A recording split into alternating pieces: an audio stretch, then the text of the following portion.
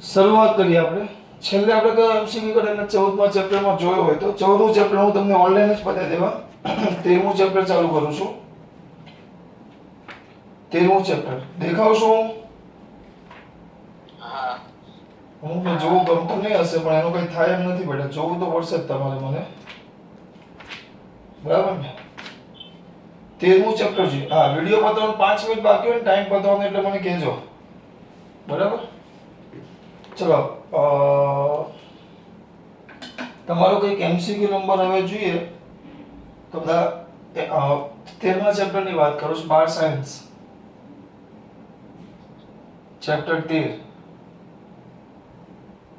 બરાબર? લેક્ચર પહેલો તમારો પણ કોનો છે? એમસીક્યુ નો. અક્ષર દેખાય છે ને? હા. જો પહેલા સામાન્ય બધા પ્રયોગો પરથી વાત કરી છે, બંધારણની શરૂઆતના. જો પહેલા એક થી મોટા ભાગના આગળના 20 સુધી બધા થિયરિકલ છે બેટા. 1 થી 20 આવાજ શેનો આવે છે એ તમારે જાતે જોઈ લેવાના બેટા. 1 થી 20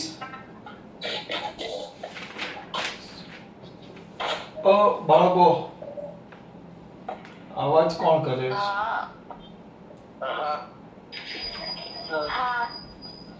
ચલો હવે અહીંયા જો તમારો હા નામાં ટાઈમ ચાલુ જાય છે.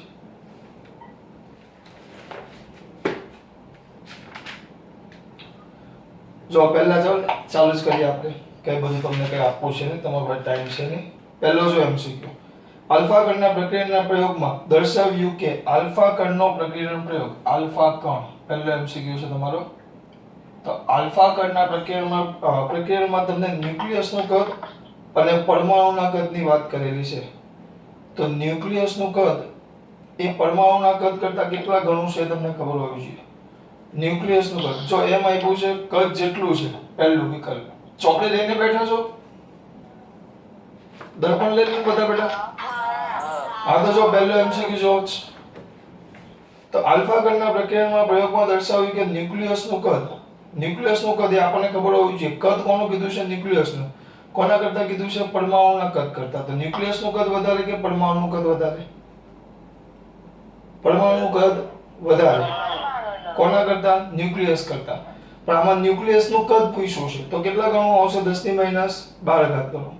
પરમાણુના ન્યુક્લિયસ બીજો એમસીક્યુ. પરમાણુના ન્યુક્લિયસ કોના બનેલા છે? એકદમ સ્પીડમાં. એ કોના બને બેટા? પ્રોટોન અને ન્યુટ્રોન. ન્યુટ્રોનની સંખ્યા બેટા આમાં એક પણ વસ્તુ મારે કરવા જેવી નથી દીકરા. ખોટો ટાઈમ નથી બગાડતો. સીધા સારા એમસીક્યુ અને પાછળના ચાલુ કરી દઈએ આપણે. ડાયરેક્ટ એમસીક્યુ નંબર હું તમને લઈ જાઉં છું. પહેલા છે સીધો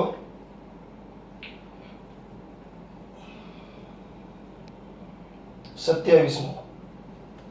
આપણું પહેલું સૂત્ર આપણે સાબિત કરેલું. યાદ હોય સૂત્ર થિયરી. R કયું હતું? R0 a ની 1/3. બરાબર. R R0 a 1/3. R0 એ કિંમત હતી. હવે તમને 27મા સવાલમાં એમ કીધું છે એક હિલિયમ પરમાણુ ક્રમાંક કેટલો? પરમાણુ દળાંક 4 છે હિલિયમનો. એક He છે.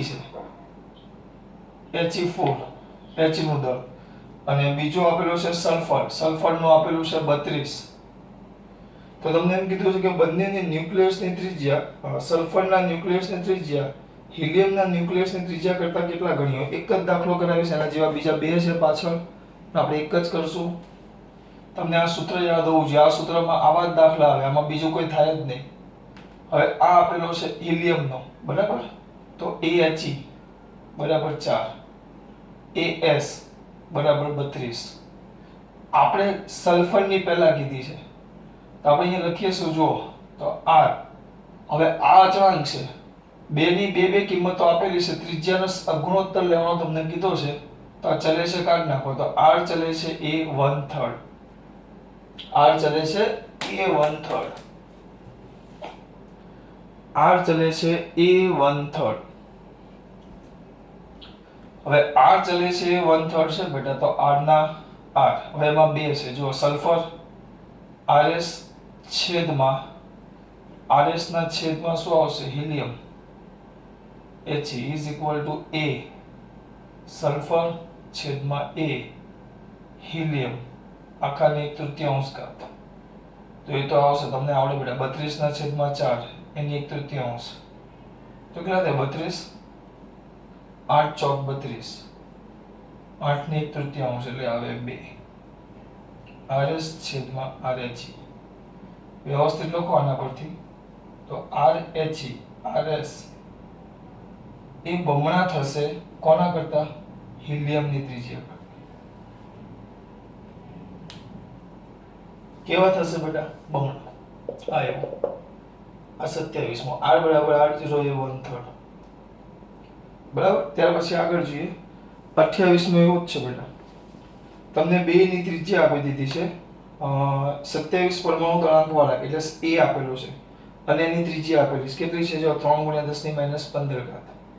તો 128 પરમાણુ ક્રમાંક વાળા ન્યુક્લિયસની ત્રિજ્યા લગભગ ખાલી જગ્યા મીટર હોય. ન્યુક્લિયસની ત્રિજ્યા લગભગ ખાલી જગ્યા મીટર હોય એવું કીધું છે તમને. તમને એક આવેલો છે. 28 માં જેવો બેઠો જ દાખલો છે બેટા, કરવાની કઈ જરૂર છે જ નહીં.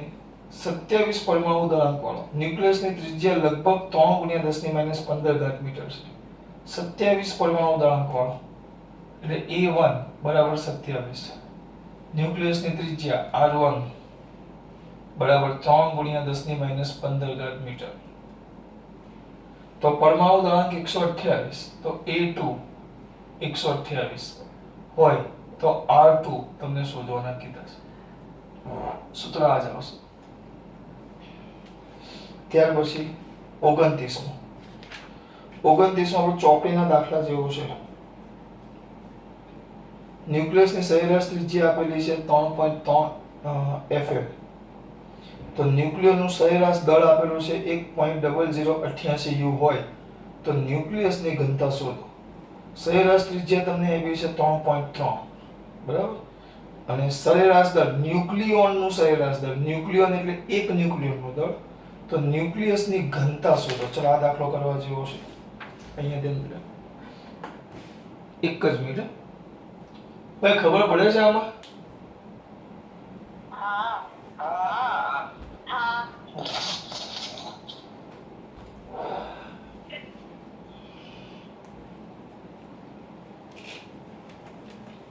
આ દાખલો જાતે 27 માં 28 માં થઈ ગયો. હવે જોઈએ 29 થોડોક અલગ છે. શું કીધું? જો કે એક ન્યુક્લિયસની સરેરાશ ત્રિજ્યા 3.3 FM, બરાબર. સરેરાશ ત્રિજ્યા એટલે શું થાય? બોલે બેટા. સર એડ કરો. હું કેવું? એક છોકરીને એડ કરો એડ. પણ મારામાં નથી બેટા, હું જોડાયેલો જ છું. તો કોના પાસે? એ ધવલ સરે મોકલેલું છે. આવી ગઈ. ચલો અહીંયા ધ્યાન આપો. 29 માં તમે જોશો તો 29 માં કેવું છે બેટા? આ 29 માં છે, જોજો હવે ખાસ. તો 29 માં એવું છે દીકરા કે એક ન્યુક્લિયસની સરેરાશ ત્રિજ્યા 3.3 ફર્મી છે. 3.3 સરેરાશ ત્રિજ્યા એટલે એને આપણે r કહીએ. r બરાબર આપેલું છે 3.3 ફર્મી, બરાબર. રાચી રકમ વાંચતા બેટા. એક ન્યુક્લિયસની સરેરાશ ત્રિજ્યા 3.3 ફર્મી છે. હા, પછી જો ન્યુક્લિયોનનો સરેરાશ દળ જો ન્યુક્લિયોનનું સરેરાશ દળ, એક મિનિટ, ન્યુક્લિયોનનું સરેરાશ દળ એટલે એનો મતલબ શું થાય ખબર? એકનું દળ. એને આપણે શું કહી શકીએ? એક ન્યુક્લિયોનનું દળ. આપણે એને m કહી શકીએ, m. એક પ્રોટોન અથવા એક ન્યુટ્રોનનું દળ, બરાબર, સ્મોલ m. કેટલું બેટા? 1.0088 U.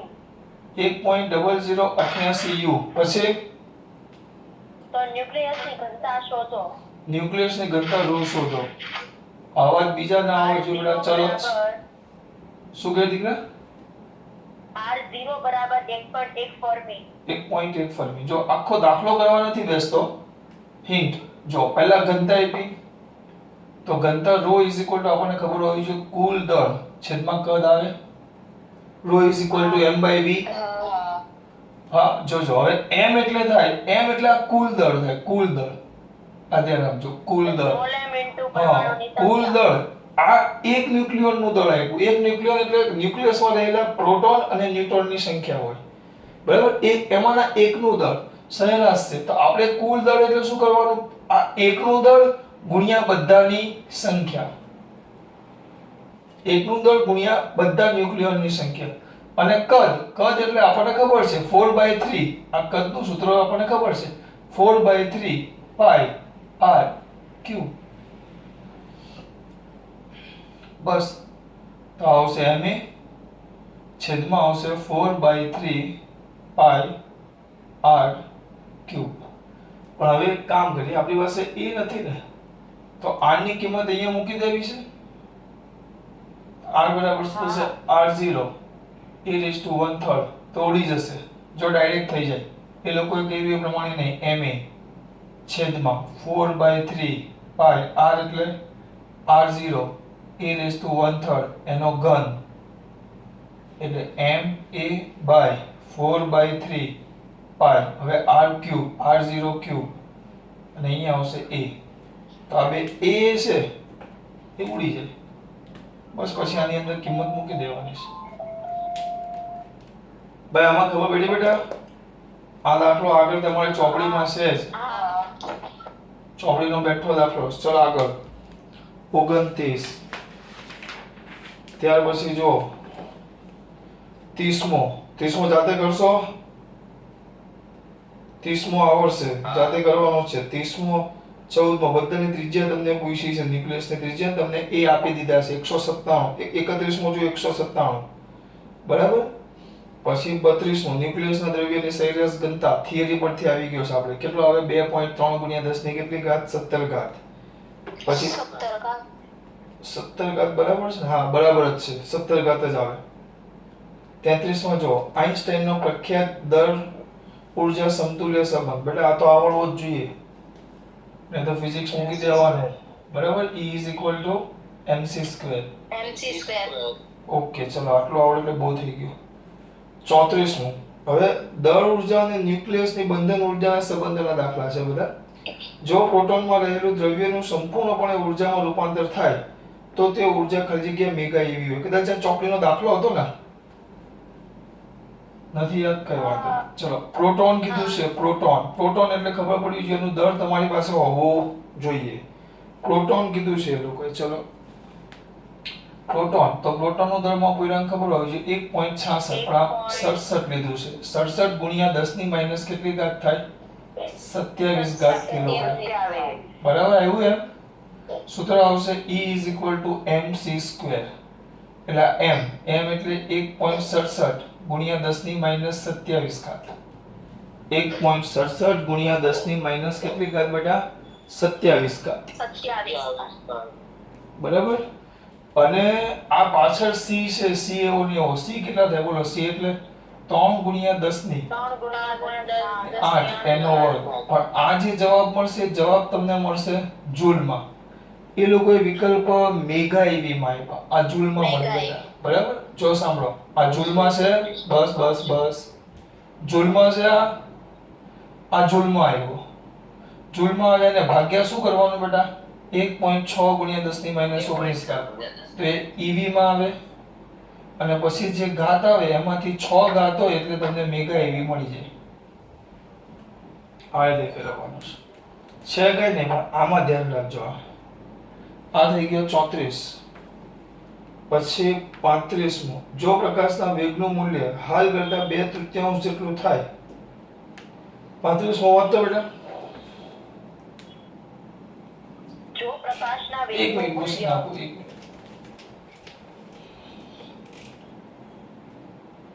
બોલ 35મો. જો પ્રકાશના વેગનું મૂલ્ય બોલ.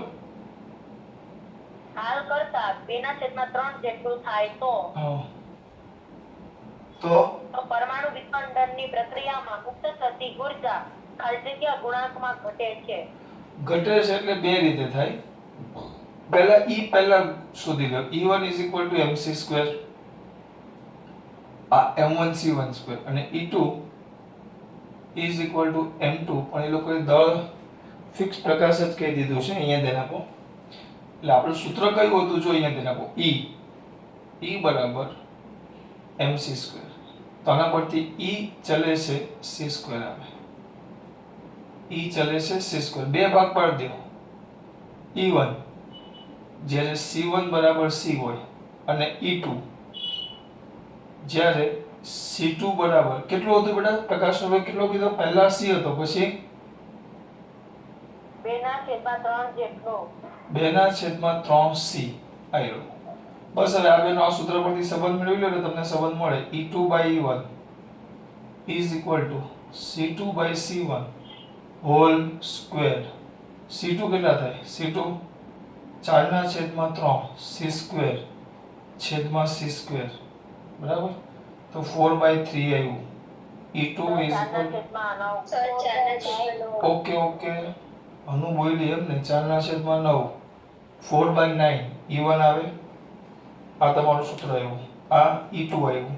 હવે તમને ઘટાડો પૂછ્યો, ઘટાડો એટલે ડેલ્ટા E લઈ લો. તો ડેલ્ટા E બરાબર E2 માઈનસ E1. તમને અહીંયા જવાબ મળી જાય.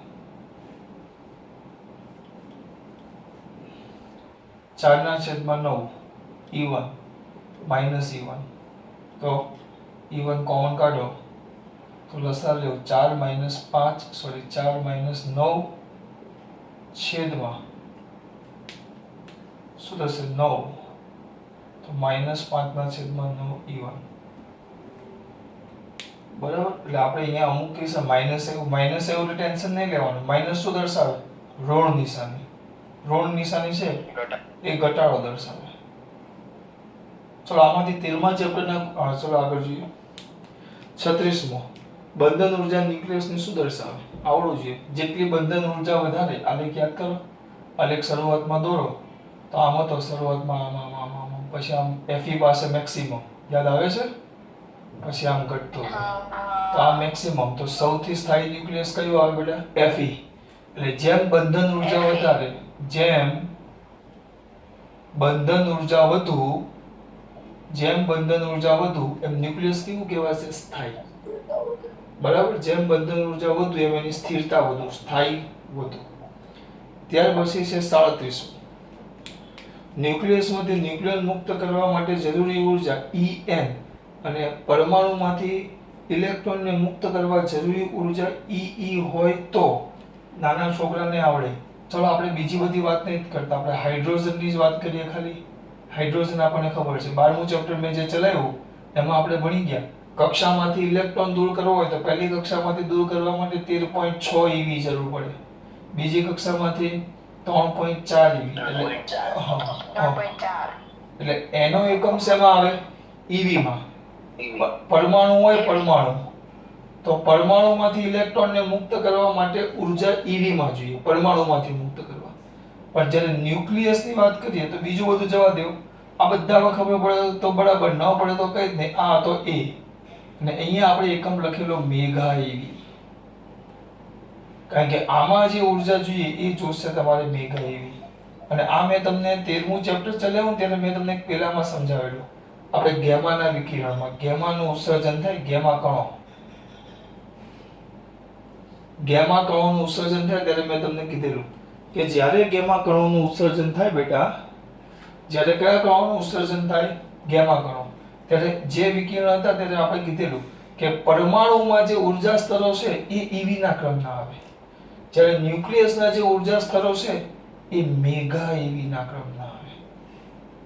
આ ધ્યાન રાખજો. આ સમજવાનું, ગોખવાને એકવાર વાંચો પણ યાદ રહેવું જોઈએ. બરાબર? બંધન ઉર્જા. પછી છે 37, પછી છે 38મો. 1 કિલોગ્રામ દ્રવ્યની સમતુલ્ય ઉર્જા હમણાં જ ચલાવ્યું. E is equal to delta mc². બરાબર બેટા? આગે ના અવાજ નહીં આવ્યો. હા 38મો simple. E is equal to ક્યાં છે? નથી લખ્યું. આ બધા તમારે જાતે કરવાના છે. પછી 39 જો 2 6 કાર્બન 12 ન્યુક્લિયસો ભેગા થઈને 12 મેગ્નેશિયમ 24 નો ન્યુક્લિયસ બનાવે છે. બે ના દળ આપેલા છે તો આ પ્રક્રિયા શક્ય છે સાથી. પહેલા તમને પૂછ્યું છે બે ન્યુક્લિયસ ભેગા થઈને ક્લોરીનના બે ન્યુક્લિયસ ભેગા થઈને મેંગેન શું કહેવાય ને? 6 ભૂલ છે બેટા. ક્લોરીન લખેલું છે, ક્લોરીન નો આવે, કાર્બન આવશે. 39 નો જો 24 છે ને બધાની બાજુમાં. દર્પણ લઈને બેઠા છો કે નહીં? એમાં જો 39 માં જો લખેલું છે 6 કાર્બન ના જગ્યાએ 6 ક્લોરીન કરી નાખ્યું છે. કાર્બન તો શક્ય જ નથી. જીત છે બેટા? હા તો કઈ બોલતો કે બાપુ છો? દેખાય છે તને કઈ? કેટલું એ પૂછજો. પ્રક્રિયા શક્ય છે કે નહીં એમ. હું કે બેટા? અક્ષર મોટા. હવે પૂછ્યું એટલે કઈ વાંધો નહીં, અક્ષર મોટા કરું. ચલો 1 મિનિટ હજી જો થોડુંક ઝૂમ. ચાલો વાંધો નહીં.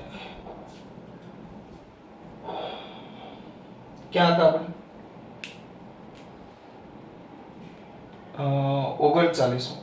2 ક્લોરીન કાર્બન ભેગા થઈ મેગ્નેશિયમ બનાવે. ચલો હવે બોલતો બેટા. એ મારે જોવામાં જ કર ટાઈમ છે. બોલ 39 માં બોલ. હું કીધું 2 કાર્બન પરમાણુ. 2 કાર્બન પરમાણુ. થઈને હા 2 કાર્બન મેગ્નેશિયમ Mg કેટલો છે 12 ને 100 મે 12 આવે ને 12 Mg 24. 2 ના દળ કઈક આપેલા છે. કાર્બન નું કેટલું છે? ન્યુક્લિયસ બનાવે. હા બરાબર. પછી આગળ 12 યુ. આ 12 કાર્બન નો દર 12 યુ છે. અને આનું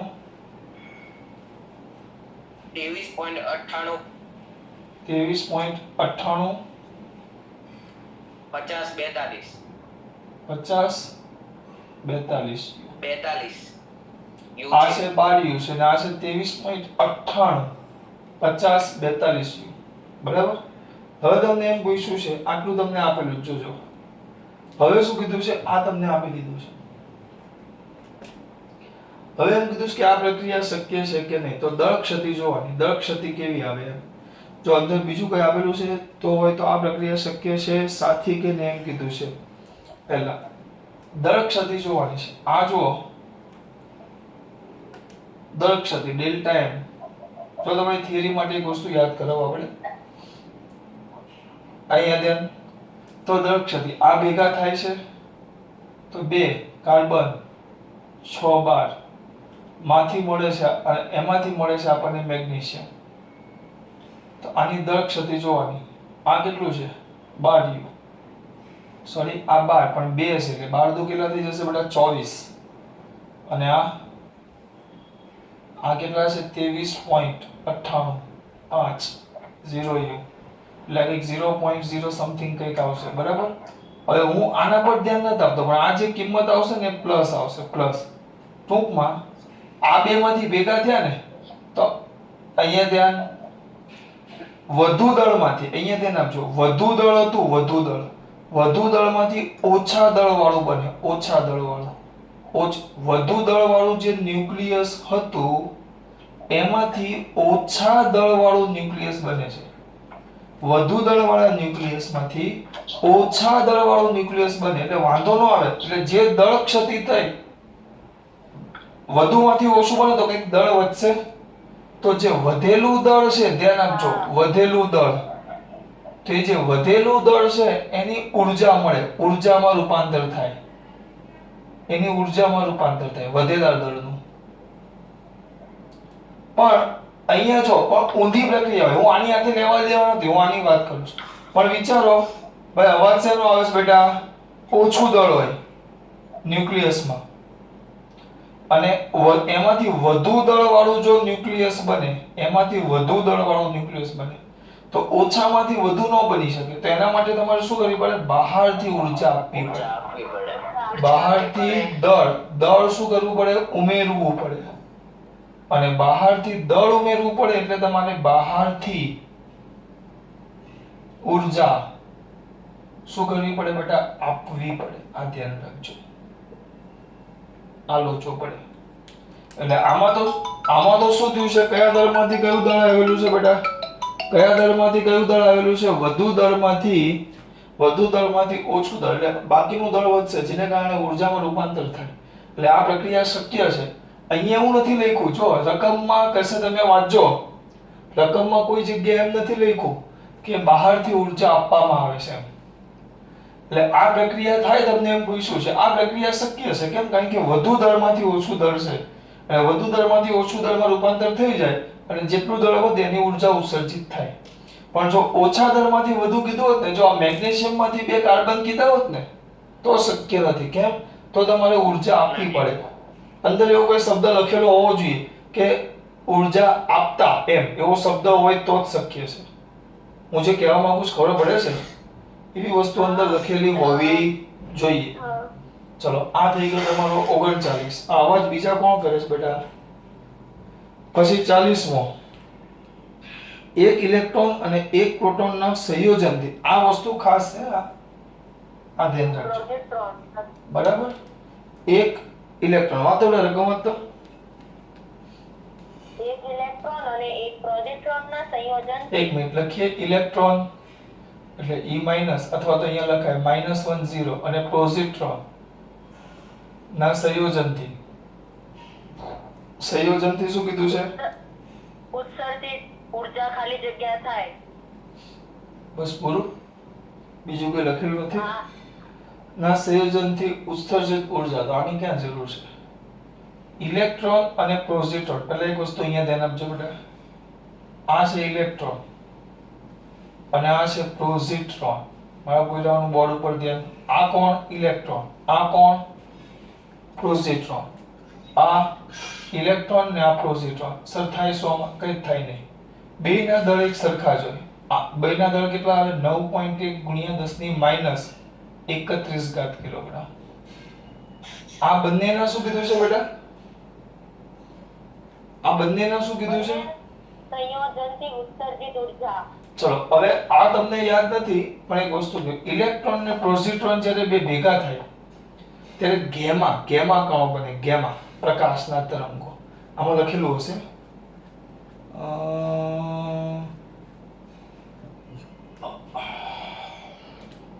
નથી આપ્યું પણ આ બેનું જ્યારે સંયોજન થાય ને ત્યારે ગેમા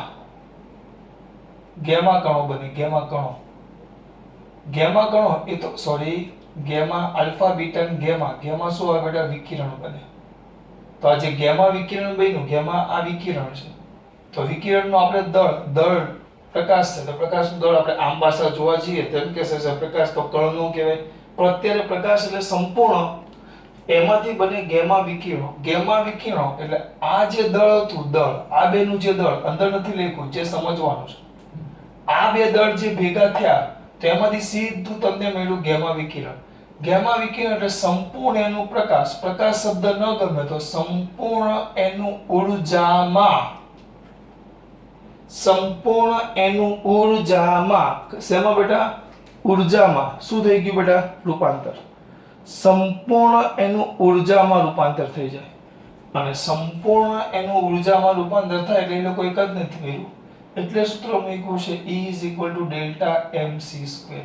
ડેલ્ટા m એટલે દળ ક્ષતિ એટલે બંનેના દળ ભેગા કરી નાખ્યા જો 2 × 9.1 × 10⁻31 ગુણ્યા 3 × 10⁸ એનો વર્ગ જવાબ શેમાં આપેલો જૂલમાં મારે તમને આ સમજાવવાનું છે કે આ બેનું સંયોજન થાય તો એ લોકો એમ કહે છે કે ગેમા વિકિરણ મળે તો આ બેના સંયોજનથી ગેમા કેવી રીતે બને મારે તમને એ સમજાવવાનું છે કે આ બેના સંયોજનથી ગેમા કેવી રીતે બને યાર આ બેના સોરી એ લોકો મારે કહેવાનું હતું કે આ બેનું સંયોજન થાય તો એમ કીધું ઉર્જા કેટલી મળે તો એ લોકોએ ડાયરેક્ટ આ બેના દળ જ લઈ લીધા છે પણ એનું રીઝન છે કારણ કે આ બે ભેગા થાય ને ત્યારે મળે ગેમા એટલે વિકિરણ એટલે પ્રકાશ એટલે દળનું સંપૂર્ણ પ્રકાશ એટલે કે વિકિરણમાં રૂપાંતર થઈ ગયું ઉર્જામાં એટલે આપણે ડાયરેક્ટ દળ ક્ષતિ બંનેની ભેગી કરી નાખી એ રીતે આપણે દળ ક્ષતિ ભેગી કરી આ ટોપિકમાં ખબર પડી બેટા